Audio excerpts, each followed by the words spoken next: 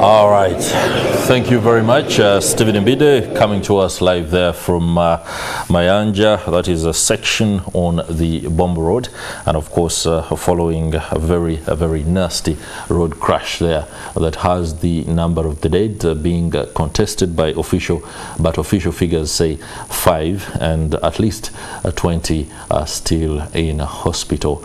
We hope they will be better as time goes on. The calls that have been issued by the residents there are very significant in shaping the trajectory of the country.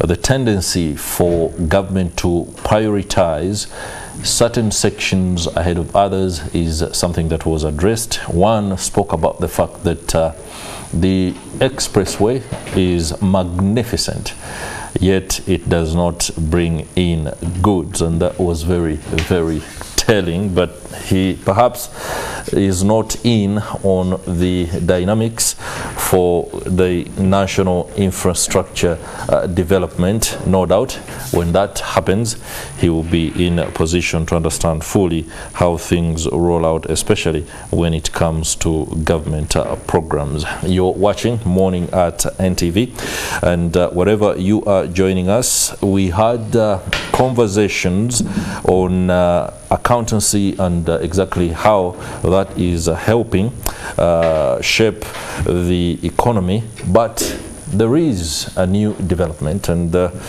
it concerns colonialism and the sentiments around the naming of roads and other significant landmarks in the country.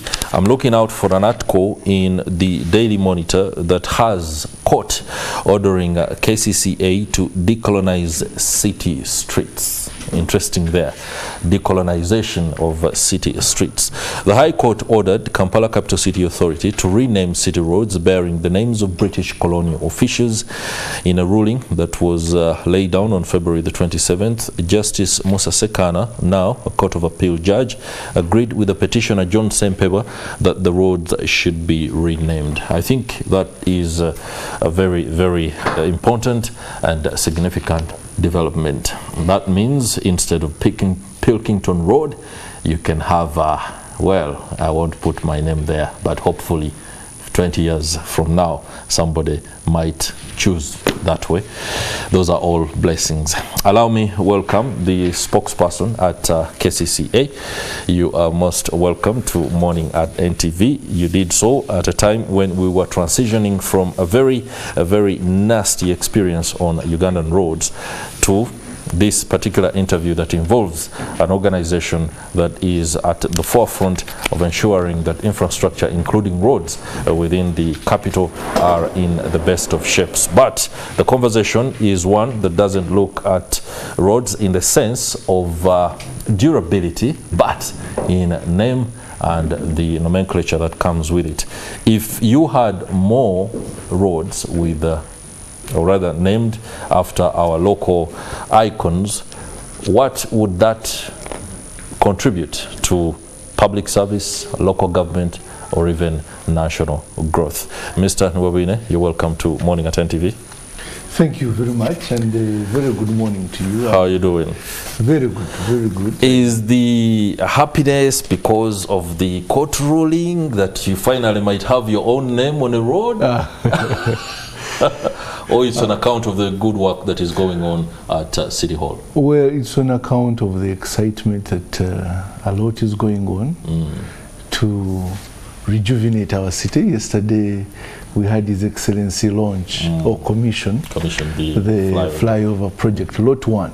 That is just the first lot, which has amazingly and significantly improved the traffic in that area. So that is a great deal, and he joined into our campaign of evacuating waste from the city, of managing waste from the household. That's right.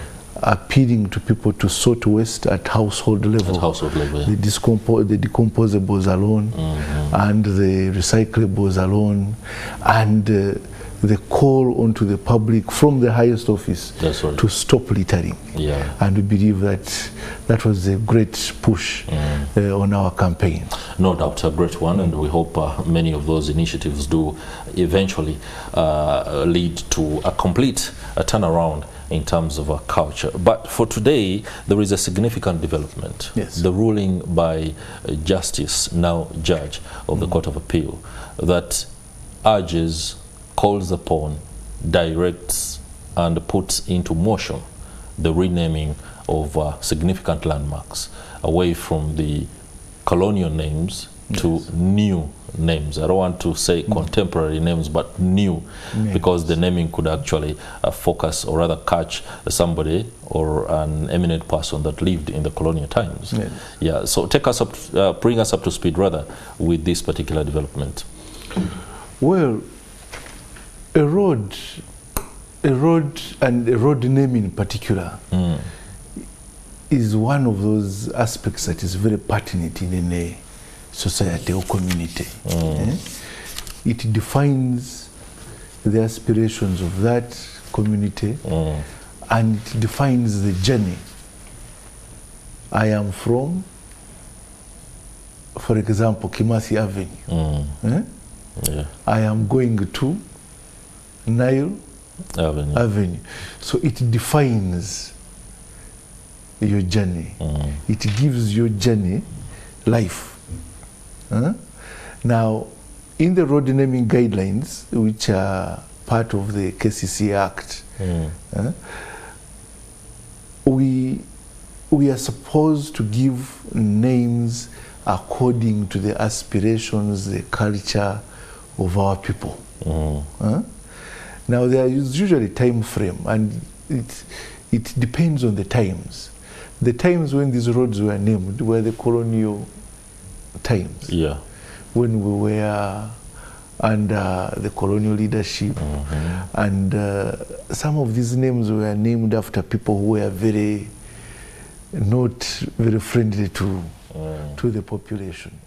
When you hear the story of Lugard. In fact, in the words of the petitioner, Mr. Sempebwa, the colonial figures were responsible for mass killings, torture, and discrimination during the Uganda Protectorate era, and to continue with their names on these landmarks is to honor the tragedy of their actions, policies. So, imagine moving on a road that is characterized by torture. When you are moving on Acacia, not many people knew Acacia. That's right. But we had Acacia Avenue, which was recently renamed Babiha. John Babiha. Now, John Babiha to us is an icon in our history. We have Sebana Kizito, the former mayor. The former mayor. We have one of the big entrepreneurs that we've had, from grass to grace, BMK. Now, we attach our aspirations, we relate with the works of these people. Now, why not put it onto the roads? So the communities, the process of all this starts with the community. The community determines what they live for, what defines them. Muganzi Waza. We have the Kabaka Njaga that Nanta Wetwa. When you hear the road Nanta Wetwa, it gives the credence to the Ganda culture. That the king of Uganda does not. You have no. You should not involve the king in any meandering around. Neither does he. Should be straight. So even when our children, when our grandchildren are moving on this road, in their mind, a man or someone credible in society should not meander off. They should go and serve the population and serve their people. Maybe it is one of the avenues in which we shall diligently do our work, because when I move on Nantawetu and I pick the history, I know that while I'm at KCCA, while I'm in this office, this should be the trajectory I do what? You take. Sija kuweta. I'll move straight. So what I'm trying to bring out is that a name, a road name, because a road is what takes us to work. It is a means to tomorrow. It is a means to my productivity. Coming here, I use the what? A road. When the producer was asking me, where are you? And I was coming, and I remember the colonial times that I'm going to talk about. I couldn't talk about Prince Charles Drive. Prince Charles Drive. Yes. Hey. I was close to saying that I'm on Mabua. Because I know. Mabua, and I'll be quickly going on to Buganda Road. And I'll be quickly going to Buganda. And I'll be with that you. Is, so we associate ourselves. Let's have the context to this, because the sentiment is understandable. There is attachment. Yes. And it's something that has a feel-good effect, and the fact that it promotes self-determination for a society and a country. But the context matters. Yes.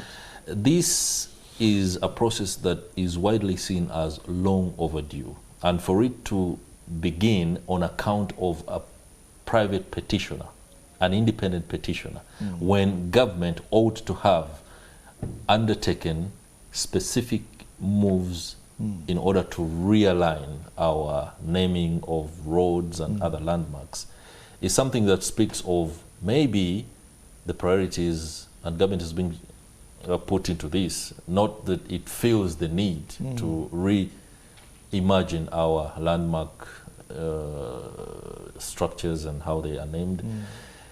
Is there the good intention that it will be adopted, especially within the timeframes that since we know we are living in a country where court orders and sometimes directives can be ignored? Now, incidentally, this and many other areas, government has been on top of the game. Okay. When you look at the KCCA Act, the KCCA Act, this was in 2010, long before the petitioner thought about this. In fact, it is KCCA that opened the eyes of most of these petitioners that, look, we have these roads that are in different names from the aspirations of our communities. In 2016, we started the CAMV, that is city addressing model, together with the computer-aided mass evaluation. Now, the city addressing model involved the house numbering, having each house with a number. But that house is accessed through a road. So you find that we had house number 4 on Kimathi Avenue. When you look at what has come out in the papers, you'll see a signage on Kampala Road. This is Prince Charles. Prince Charles, but you see their house numbers there. Colonial. Prince Charles, you see from house number 40 to house number 50 something. That's right. So this was done in 2016 here in Kampala. The reason I insist on context. And let me come to the context. Please. In 2017, we produced the Kampala City Road naming guidelines. I see. Now, you look at road name with the house number. That's the city addressing model. Now, to come up with these names, remember Kampala had grown, and there are several names, accesses, that had come up without names. That is right. And that's the context I want. Yes. Several accesses had come up in the city without names. Now, of course, as a city administrator, you need to know where you're going to work. If you're going to work in Machinge, for example, there are accesses that have come up. How would you plan for them in the budgeting process? nti oluguudo oluva Kayembe okutuuka ku Muwafu, from the mango tree to the Muwafu tree. I don't know Muwafu in English. Just call or it to the jackfruit tree. To the fig tree. Or to the fig tree. Yeah. And there were so many mango trees and so many fig trees and so many jambula trees. So we started the process of going into the community to have them name their accesses. Okay. Mr. Nubabwine, so that is the context which we're looking at. I'm afraid we're going to have to take a break, but no doubt this conversation will continue, and maybe we shall have a little bit more context, especially on the naming of renaming of existing roads, away from the naming of access roads that had emerged. And this is something that needs to be captured pretty well. Stay with us. We'll be right back.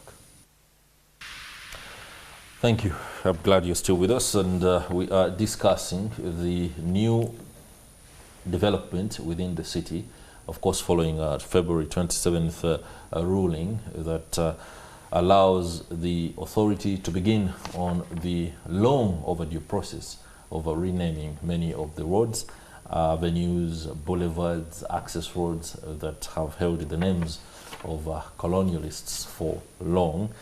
It also, I think, lays out what has been an ongoing process at City Hall to ensure that access roads, especially those that have emerged as the semi-urban centers begin or continue to grow, get named.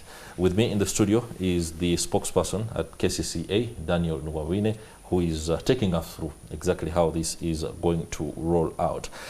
I want to begin by asking, begin this particular segment by asking about the consultative process that goes into identifying which individuals will get the opportunity to have roads named after them. The average Ugandan will quickly throw names around, names that might be seen by the public as qualifying, while the framework available does not qualify them. Take us through how this is arrived at and how it will be arrived at, because I'm personally looking forward. Prince Charles Drive, what it will become, Nile Avenue, what it will become. How is this going to be done? Okay. Currently, the community decides. There's a provision for the community that has a frontage on a particular access. In this case, a road.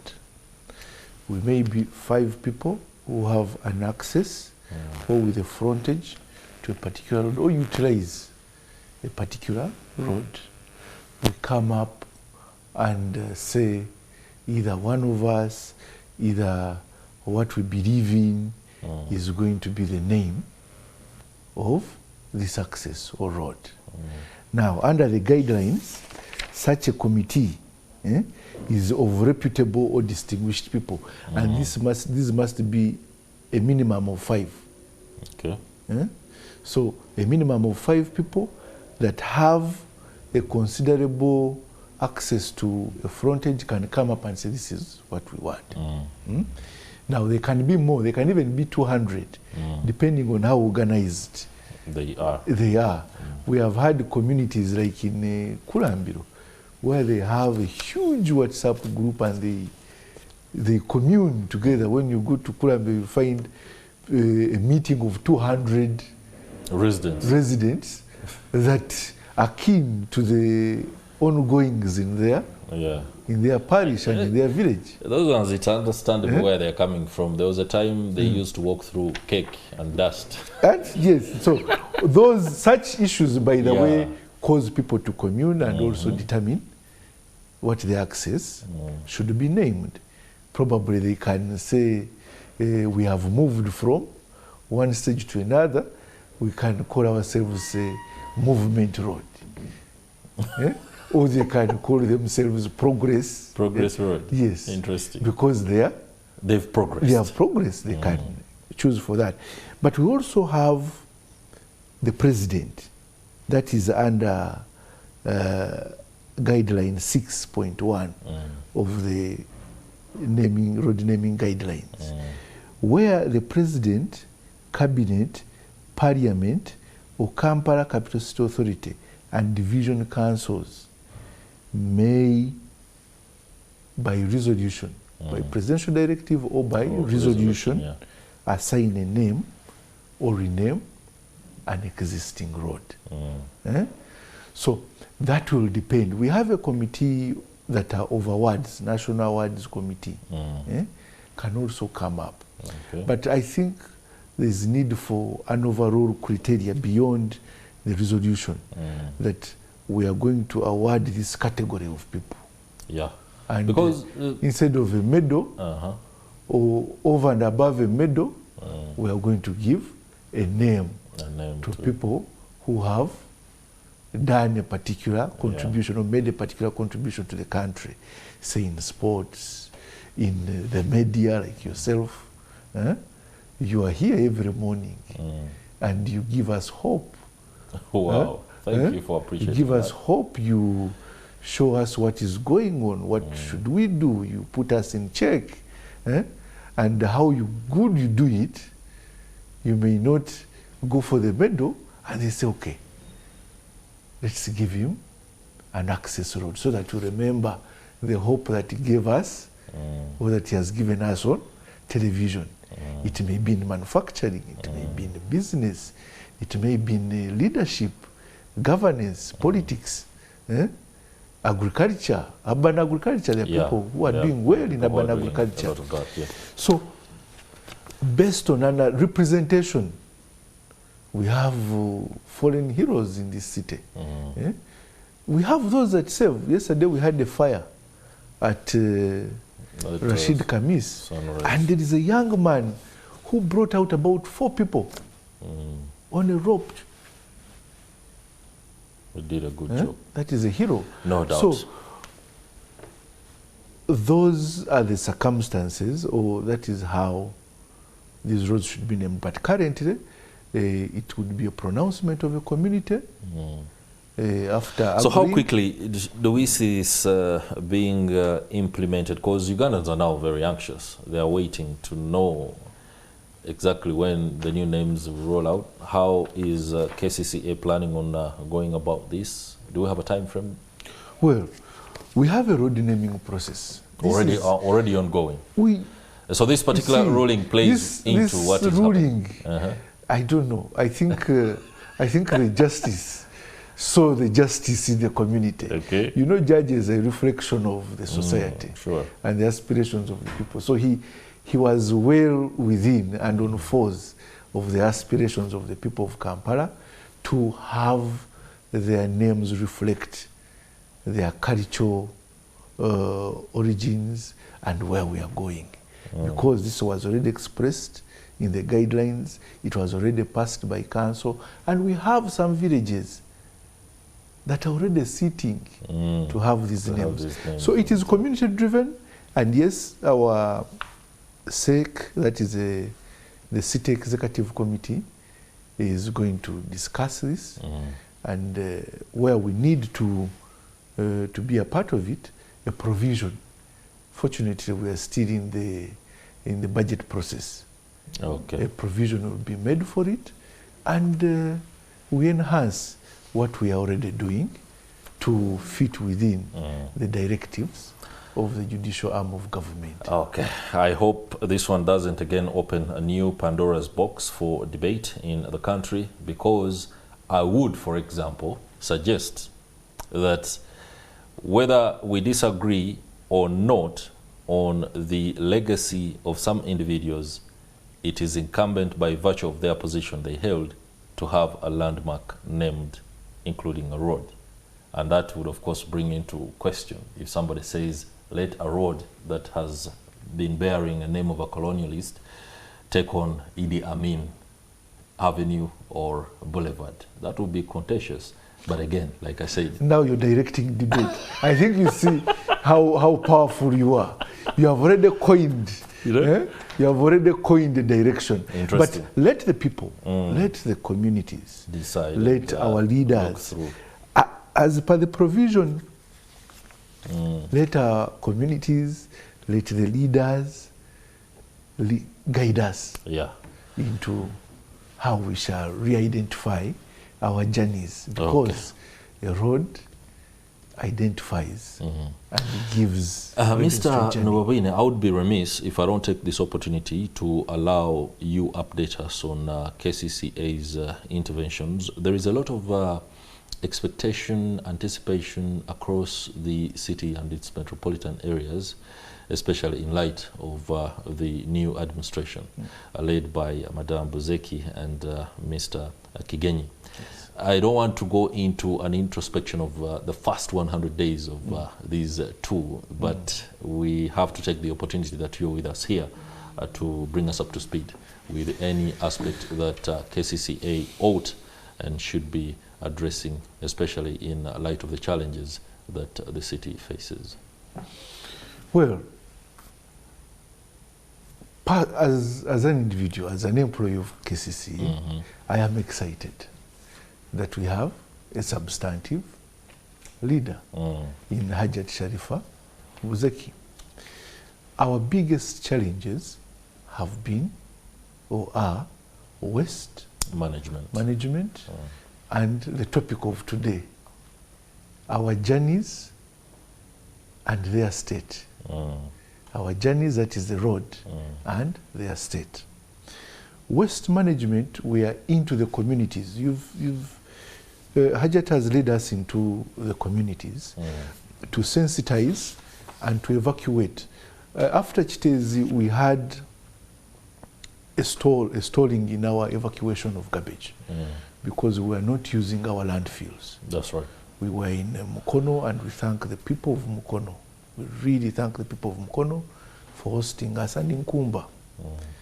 Now that we have our own waste management site in Buyala, we're evacuating. We had a period when we were evacuating day and night garbage from the city, and also ensuring that we clear the drainages, because some people had started dumping the drainages, but also teach them how to sort at source, such that the recyclables can be taken, the decomposables can also be taken by the farmers, and in that we will reduce. Now, we are fast tracking the construction of our roads. Yes, we have dug up the city. We have dug up on the road crossings especially, to work on the drainages. And we are fast tracking this to ensure that our roads are well done, and this is the pinch. It's like an injection while you're being immunized. You'll cry because of the traffic jam, because of the delay on the road, because of the dust, but give us 6 months, and this is going to be a very beautiful place. All right, I will take your word for that. Many thanks, Dan Wawine, spokesperson of the Kampala Capital City Authority, for joining us.